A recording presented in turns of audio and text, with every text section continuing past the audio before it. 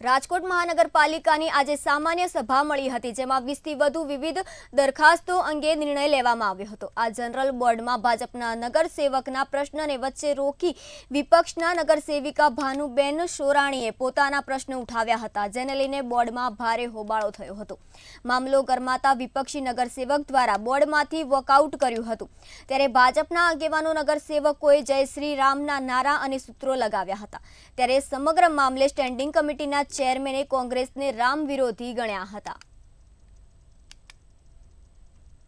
General board આવતું હોય છે ત્યારે અઠવાડિયું અગાઉ પણ અમને જાણ કરવામાં આવતી હોય છે અને આ વખતે પણ અમને અંધારામાં રાખી અને એ લોકોએ પણ પ્રશ્નો જાહેર કરી નાખ્યા અને અમને કહેવામાં નથી આવ્યું। જ્યારે જનક બાપા મેયર હતા ત્યારે પણ એને નક્કી કરેલું કે વિપક્ષ અને શાસકને ભેરા મળી અને જે આ ડ્રો કરવામાં આવતો અને વારા પ્રમાણે અને ક્રમ પ્રમાણે ચીઠીઓ નીકળતી એ પ્રમાણે પણ બોર્ડમાં બોલવા આપતા હતા।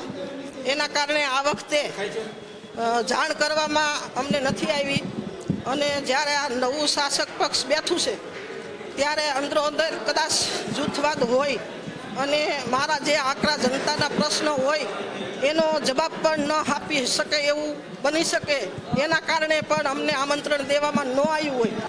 કોંગ્રેસ ખુદ ડાયવર્ટ થઈ ગઈ છે, આખા દેશમાં કોંગ્રેસ ડાયવર્ટ થઈ ગઈ છે। રાજકોટમાં 2 સભ્યો છે, 2 સભ્યો પૂરા પ્રશ્નોનું હોમવર્ક કરી નથી આવતા।